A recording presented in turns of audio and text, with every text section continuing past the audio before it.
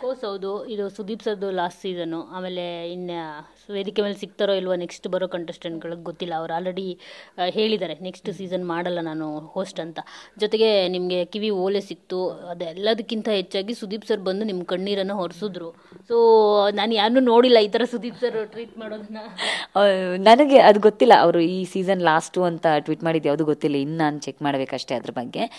ಆಗದೇ ಇರಲಿ ಅಂತ ನಾನು ಬಯಸ್ತೀನಿ, ಅದು ಸುಳ್ಳಾಗಲಿ ಆ ನಿರ್ಧಾರ ಅಂತ ನಾನು ಕೂಡ ಬಯಸ್ತೀನಿ. ಯಾಕಂದರೆ ಭಾಳ ಜನಕ್ಕೆ ಸುದೀಪ್ ಸರ್ ಅವಶ್ಯಕತೆ ಇದೆ.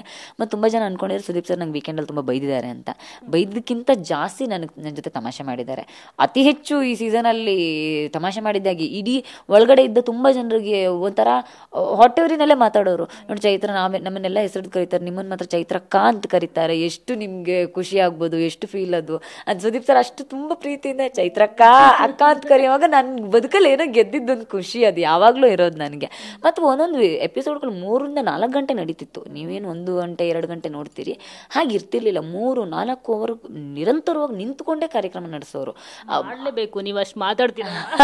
ಅದಕ್ಕಿಂತ ಹೆಚ್ಚಾಗಿ ನನಗೆ ಏನೆಲ್ಲ ಹೇಳ್ತಿದ್ರು ಅದಕ್ಕಿಂತ ಜಾಸ್ತಿ ನನ್ನ ಮೇಲೆ ಏನೋ ಒಂದು ವಿಶೇಷವಾದ ಪ್ರೀತಿ ಕಾಳಜಿನ ತೋರಿಸ್ತಿದ್ರು. ಅದೆಲ್ಲ ಬಹುಶಃ ಈ ಟೆಲಿಕಾಸ್ಟ್ ಮಾಡೋಕೆ ಆಗದೆ ಇರೋ ಆ ಟೈಮಿಂಗ್ನ ಲಿಮಿಟೇಷನಲ್ಲಿ ಆಗದೆ ಇರಬಹುದು.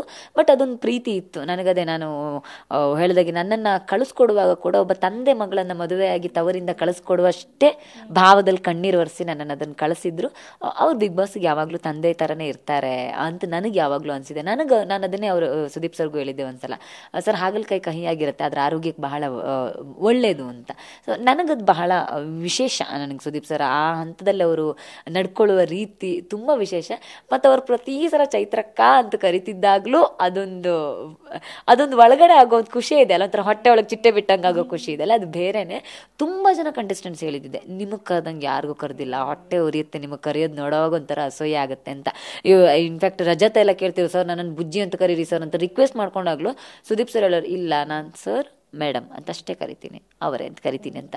ಎಲ್ಲರಿಗೂ ಹಾಗೆ ಕರಿತಿರ್ಬೇಕು, ನನಗೆ ಮಾತ್ರ ಚೈತ್ರಕ್ಕ ಅಂತ ಕರಿತಿದ್ದಾಗ ಅದೊಂದು ಖುಷಿ ಇದೆಲ್ಲ.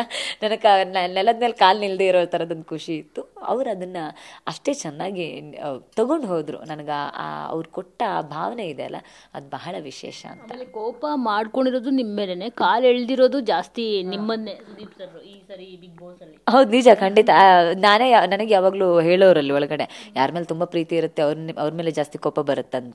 ಸೊ ಹಾಗೂ ಇರ್ಬೋದು ನೋಡಿ, ನಿನ್ನ ಮೇಲೆ ತುಂಬ ಪ್ರೀತಿ ಇದೆ ಸುದೀಪ್ ಸರ್ಗೆ, ಅದಕ್ಕೆ ಚೈತ್ರಕಾಂತ್ಲು ಕರೀತಾರೆ, ಗಿಫ್ಟು ನಿನಗೇ ಬರುತ್ತೆ, ಅತಿ ಹೆಚ್ಚು ನಿಮ್ಮದೇ ಕಾಲು ಎಳಿತಾರೆ ಸುದೀಪ್ ಸರ್, ಪ್ರತಿ ಮಾತಿಗೂ ಚೈತ್ರಕ್ಕ ಅಂತಾರೆ, ಏನು ತೊಗೊಂಡ್ರು ಚೈತ್ರ ಅಂತಲೇ ಕರೀತಾರೆ. ಸೊ ಅದೇನೋ ಒಂದು ಇದಿದೆಲ್ಲ, ಅದು ಖುಷಿ ಕೊಡೋದು, ಆ ವಾತಾವರಣನೇ ಬಹಳ ಖುಷಿ ಕೊಡ್ತಿತ್ತು.